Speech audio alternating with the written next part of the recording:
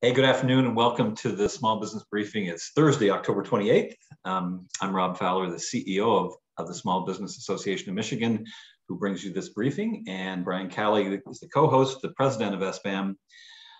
We've recently started kind of a new tradition, thanks to our sponsor, Marana Group, and that is to welcome a new member who's joined in the recent weeks. This week's new member is Precision Slitting Company in Romulus, Michigan. They were founded in 1961 and have about 25 employees. Daryl Sobeski is the CEO and the owner of the company. Daryl, we want to welcome you and your team. And again, that's on behalf of Marana Group. You can find out more about them at maranagroup.com. Hey, Brian, big game coming up this weekend. It's so interesting. Even among our volunteers, you hear a lot of go green, go blue. I know where you are. I think it's been kind of interesting to watch. When you were lieutenant governor, the governor was a Wolverine fan. You were a Spartan fan, and now our current governor is a Spartan fan, and lieutenant governor is a Wolverine fan. I don't know how you negotiate that. Yeah, and this is really an exciting year. I mean, last year, you might recall that there was nothing to be excited about, regardless of which side of that fence you were on. But this year, they're both going in undefeated. But for our part, as you look at, in this case, the game is going to be in East Lansing. What happens on game day in East Lansing is when you have these big events like a football game, especially for this rivalry. That whole town is bustling, and just the additional business that happens. And so like this, to come, it's fun to have, for the first time, I guess, since the 1960s, both coming in undefeated to play each other. I think both 7-0, I think. So but that to have a big week like this, but big events being back in force, and what that means. I've got a ton of invitations to like tailgates before, so people are out getting together, and it's been a great fall for that too. So big events are back. Yeah, it's also ESPN and Fox Big Noon Show are both live from East Lansing, so it is a big weekend. It makes me think about all of the bars and restaurants and others who have labor shortages, who are really going to be taxed over the number of customers they have and all that. So hopefully all the small businesses in the East Lansing can keep up with it. Yeah, hey, and I think you'll see people will prioritize this Saturday. So whatever staff they have, everybody's going to be on at that time, because you got to make hay when the sun shines. Yeah. All right, so we have a guest today, and I'm anxious to get to him.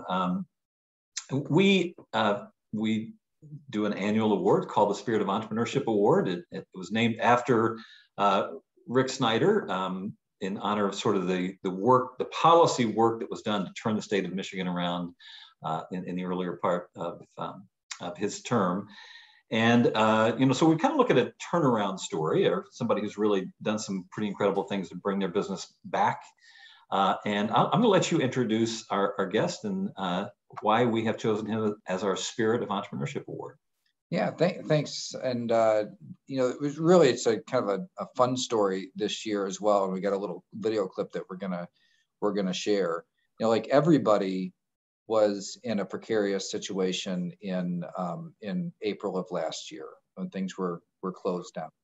And then, but in retail, so much business was pushed over to the giants of retail by the pandemic response and natural tendencies, that industry was, the smaller retail entities were particularly vulnerable at that time, and several aspects of small businesses took it on the chin a lot harder. But the really exciting thing about entrepreneurs is they don't just take it laying down. You just gotta roll with those punches, and then come up with different and new ideas. So we've been following for a while Kevin Begola, the Bridge Street Exchange, and just a really cool shop. And I'll have him describe better than I can what they do. But before we go to Kevin, I just want to share, just to put yourself back in at the time of things getting closed down, and larger retailers that were deemed essential at the time could still operate, but everybody else being closed down. And so how do you get to a point where you can relaunch and kind of get your name out there? And what can you do at a time when nobody was allowed to get haircuts? So Sarah, why don't you go ahead and roll this little clip, and then we're going to go straight to Kevin. It's so much fun, man, because you have males, females, kids. How'd it come about? So last year during like the COVID shutdown here in Michigan, I decided to run with like a marketing idea to do a mullet contest. And when no one was getting their haircut, it made perfect sense. So I did it in Michigan last year. We had 135 people come to my store to enter in their mullets for the championship. And we declared the 2020 winner.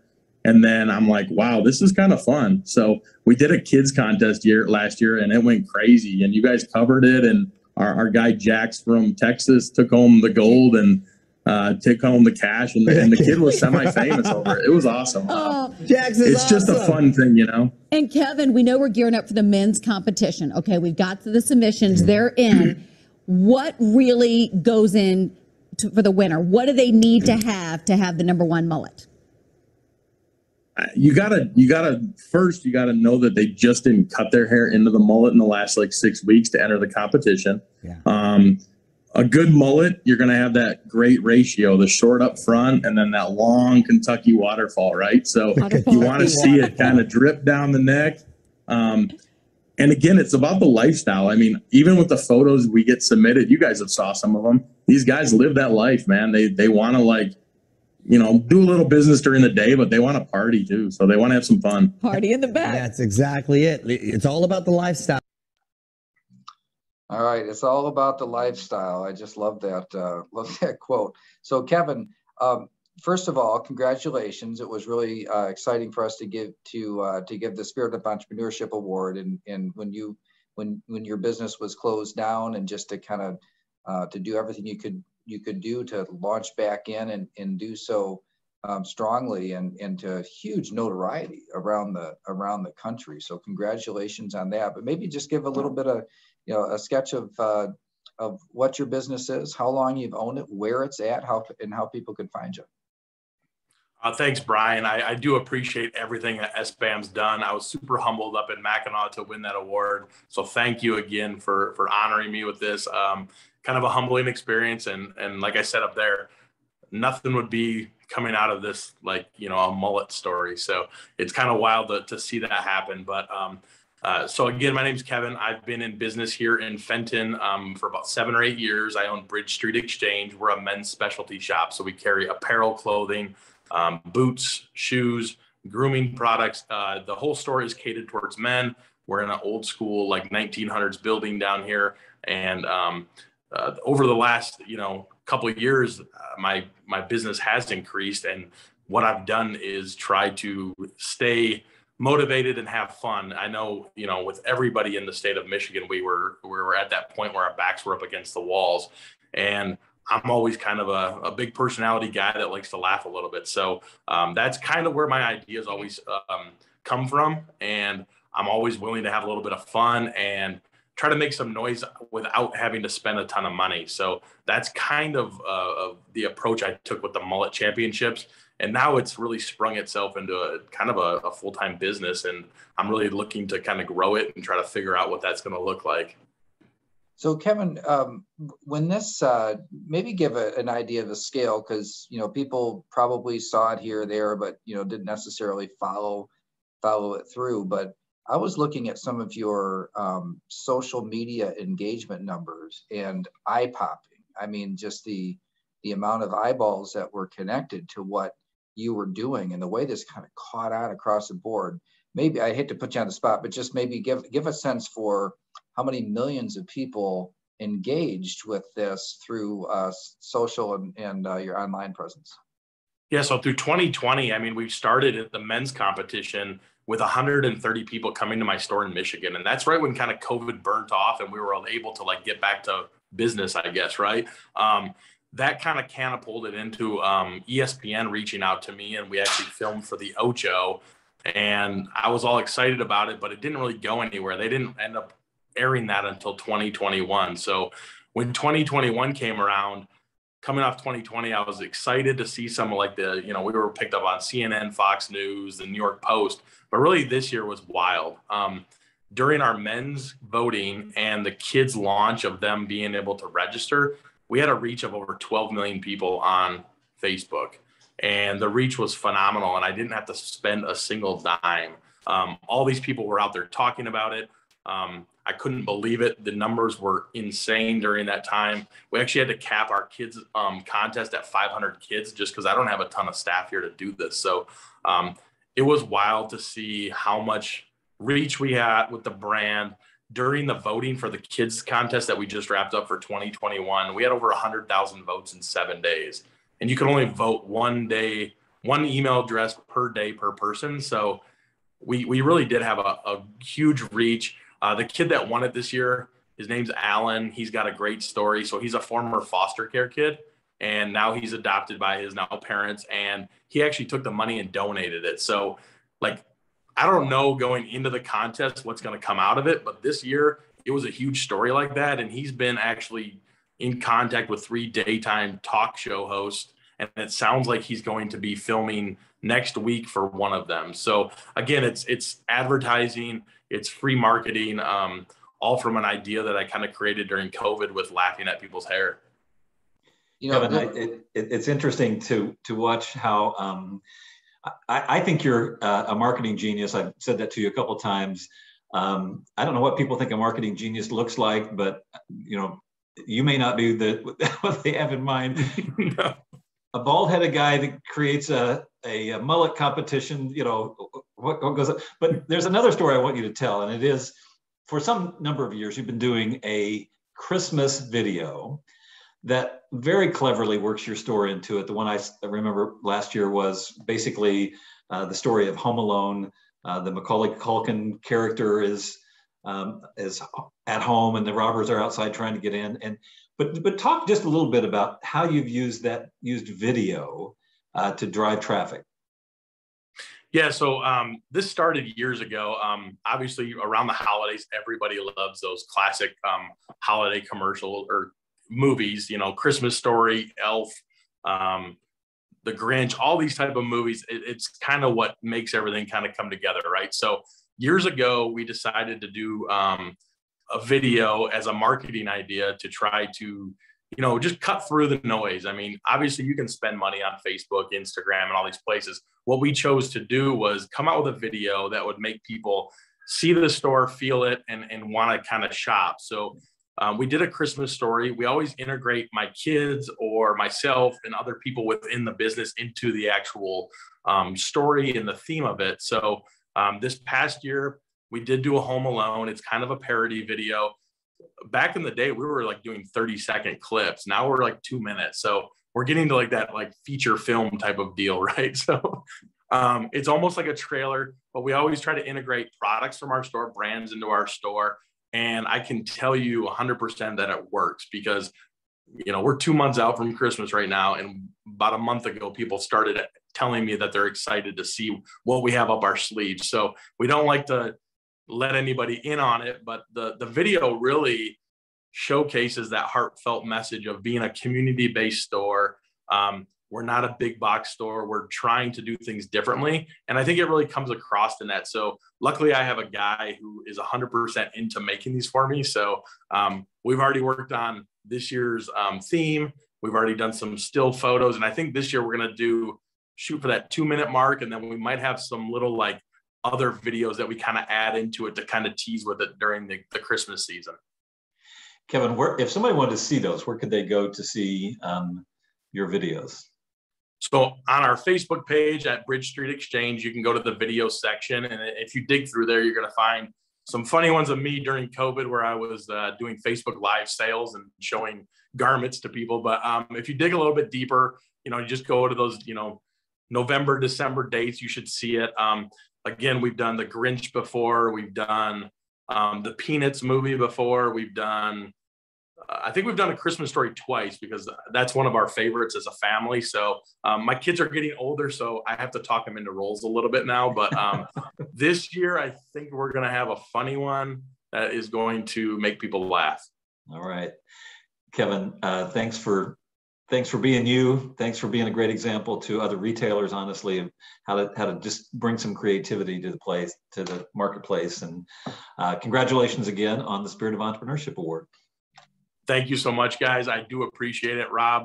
I wish you all the best on everything. And, I had a great time up at Mackinac. And again, to win this award with that many great owners in the room, it's a humbling experience. And I'm definitely proud and I'm happy that I was a recipient of it. So thank you so much. All right. Thanks again, Kevin. Hey, Brian, let's talk. There's a lot going on right now. And let's start in what's happening in Washington. There's continues to be talk about a deal on the Biden proposed budget, the Build Back Better budget. Let me kind of break this into a couple of pieces. There's the how much, there's the what's in it, and there's the how we're going to pay for it. Let's start with how much, because this has been a topic of discussion. And would you kind of juxtapose the traditional infrastructure with the Build Back Better? Yeah, so keep in mind, there's two different spending bills, and both are very big. The traditional infrastructure bill, which there's broad bipartisan agreement on, that is at the 1.2 to 1.3 trillion dollars. But in the House of Representatives, there's a contingent in the among the Democratic caucus, or conference they call it, that are not willing to support or let that bill move forward unless the broader spending plan of the president goes through. So there are a couple of Senator Sinema and Senator Manchin from Arizona and West Virginia who have kind of tapped the brakes on the idea of 3.5 trillion. Had put out a marker that said 1.5 trillion in terms of a total amount they'd be willing to accept. Immediately the president started negotiating 2 trillion, just kind of assuming that, well, if he said 1.5, he must be willing to go to 1.2, or willing to go to 2 trillion. It looks like they're kind of zeroing in or settling on 1.75 trillion. Now, that 1.75 trillion would be in addition to the infrastructure bill. So you're still talking about 3 trillion in spending. And we're really quite, regardless of where they settle on these details, still very concerned with several aspects. Part of it is just the fact that they're spending this much. And even on the infrastructure bill, which, we opposed the broader 3.5 trillion plan that the president had put together, large part because how they were proposing to pay for it, but also inflation and supply chain issues that are really tied to this the federal overspending. But even on the infrastructure bill, there's a lot of concern there that there's just not everybody's working. There's not there are no construction crews that are idle right now. So when you put another 1.3 trillion in infrastructure, even then, how much more are you going to get?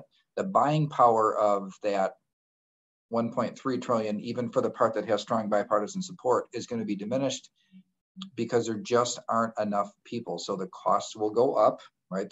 The bids, when somebody's got a full plate of business for the next 2 years, they can be much more, they don't have to be so aggressive on their bids on the job. So you're going to see that the cost of these government projects are probably going to rise for the same reasons that we see all the other costs rising right now. Yeah. So that's one piece of it, and obviously one of the consequences of it, of the two. Well, let's talk about what's in the Build Back Better. Among other things, we've talked about, we've heard talk of universal preschool and some other things. One of the things that's in there directly related to us is paid family leave, a requirement that employers provide paid family leave. Do we know many details on that one? It's really hard to get any details. So it's kind of a caveat here is that, we pick up as much information as we can, but these are really very secretive processes, not putting out marked up bills that have details. So we really do rely on organizations on the ground in DC and media to parse out some of this stuff. But on the paid family leave, it was originally proposed at a minimum requirement of 12 weeks. It looks like the more moderate Democrats are negotiating more for about 4.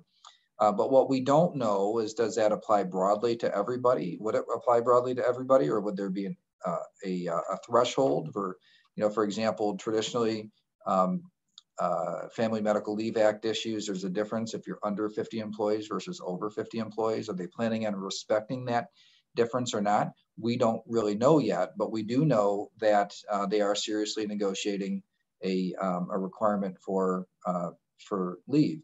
There's a bunch of other aspects as well in terms of childcare and education, and then expanding the benefits within Medicare, and the idea of adding a dental benefit, for example. So there are several of these things on the table, but they can't do them all. And it looks like some of them are starting to be pulled off the table, but that has given rise to a different strategy where there's a group that are now, they're advocating, they're saying, hey, can we, what if we, if Senator Manchin says he won't go any further than 1.75 trillion, well, maybe we'll just do all the same programs, but do a bill for a shorter period of time. And their thinking there is that federal programs, once they get started, they don't ever go away. So what they're trying to kind of a last ditch effort right now, and it doesn't look like Manchin is going to go for it. But again, I'm not on, I don't know him. I've never talked directly to him, as I have to rely on reports. It doesn't look like he's willing to go for that strategy of saying, do all the same programs, but do it for a shorter period of time, and then get them started, and then you kind of block everybody in going forward. So a lot of moving pieces, but the president is going to be going to the United Nations on the weekend, and they've kind of treated that as a deadline. They want to go there with a deal, and they're pulling out all the stops they can to try and get that deal between now and then, but so far it has been elusive. So then the question is, even if it passes in some version of and we're talking about Build Back Better in this case in particular, it has some tax increases. It has some pay-fors, as they call it in Washington, in it. What are you seeing there? One of the biggest ones is the IRS spying on bank accounts. We've talked about this extensively, had a call to action, had a really strong response that went into Congress, and I know that they heard it. Senator Manchin just said, I think it was yesterday, that he called the idea of IRS getting everybody's bank account information just in case they didn't pay enough taxes to collect another $460 billion a year. He called that totally screwed up. Those were his words. So I think a pretty good indication that he's not ready to budge on that one. So we're feeling a little bit better on that front. And some of the other broad tax increases, Senator Sinema has actually kind of called their bluff. And they kept on saying, well, these are tax increases on billionaires. And so they kind of called the bluff and saying, okay, but these tax increases you're proposing hit a lot of non-billionaires, including small business owners who pay taxes on their pass-through income. So there's a lot up in the air in this process. Now what they're trying to do is they're putting some new tax concepts into the mix, which I think are pretty questionable in terms of their legality, but the idea of charging more the very wealthy people for gains, unrealized gains. So, take, for example, this week, Tesla stock was way up. Elon Musk owns a bunch of Tesla stock. So what they're saying is, even if he doesn't sell that stock, he should pay tax on the gains. But there's a downside to this, to the federal government, is that when stocks go down, then they would get to deduct the losses, even though they haven't sold the stock. And so that would add a lot of volatility. It's probably not legal anyway, but a lot of volatility in the system. And then the other thing they want to do is say there's a minimum corporate tax of 15%. And this one I think is, I'm kind of flabbergasted by it, but what they're saying, you got the IRS and how you have to calculate your income. What they're saying is, well, we have all these things we put in place over the years to affect people's behavior. We say, pay less taxes if you do these things. Well, corporations naturally do those things. So what the feds are saying is, well, we don't like you reducing your taxes in all these ways. So whatever you report to your stockholders in your annual report, the essentially GAAP, they would say that's what you pay 15% on as a minimum. So you still have this tax code over here, but you never pay less than 15% of what you reported to your stockholders. And so they kind of have their cake and eat it too, where they say, we've got the IRS and the thousands of pages of rules, but you can kind of scrap all that in order for just substitute the GAAP profit calculation. So that's kind of a wild concept. I didn't really see that one coming. I don't see how it could administratively possibly work. Yeah. You know, there's so much in here that we don't even know yet. As you said, we're hearing it in dribs and drabs from the media. Obviously are going to stay on top of this, but it seems ominous to me for the small business community that there's so much in there that we don't know about. We only have a few minutes left, so I just want to get to a couple things real quick. Looks like the FDA is going to approve vaccinations for 5 to 11-year-olds, and the state of Michigan has pre-purchased vaccines to be able to vaccinate that population. Probably will be available as soon as next week. So the process is there's an advisory committee to the FDA. That advisory committee was very clear. They sent all the signals ahead of time that they were going to recommend it. That recommendation goes to the FDA. The FDA will approve it probably next week, and then they'll be available across the board. Should be able to get them pretty readily, fairly easily, because as the distribution networks before were built and have plenty of capacity. So probably by next week, 5 to 11-year-olds, but this is just for Pfizer. Moderna will also ask for the same thing, but they are further behind in the process. Okay.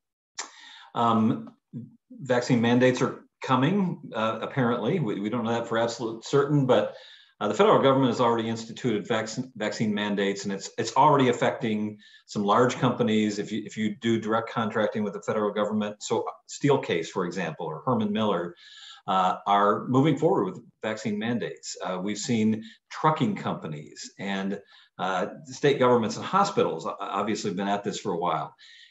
There was a headline recently that 370 employees are being released, suspended from Beaumont Hospital. Another 70 quit. And I just want to, to me, it seems like these mandates and maybe staying with the furniture company as an example are going to shake loose some employees. And there may be an opportunity here for small businesses who are finding real difficulty, filling positions. Yeah, I think particularly in the non-healthcare fields where smaller companies, fewer than 100 employees, will not be subject to the mandate or weekly testing requirement that OSHA has sent to the White House, but has not been approved or published.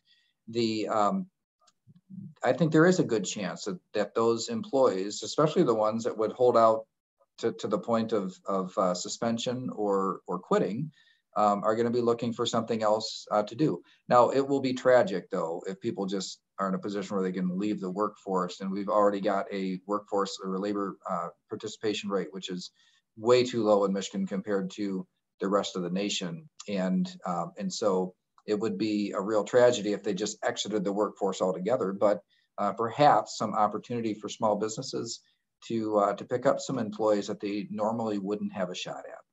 And I think it's just really important for small businesses to be thinking that way, because there may be a moment coming between now and the end of the year, and potentially after the beginning of the year, depending upon what OSHA does, where there may be a small glut of people suddenly shaken loose from employers. All right, kind of related, we're listening for signals and signs coming out of Washington, mostly the Fed, and on supply chain and inflation and how that's affecting our members. It seems like there's a little change in the messaging that's coming from Washington.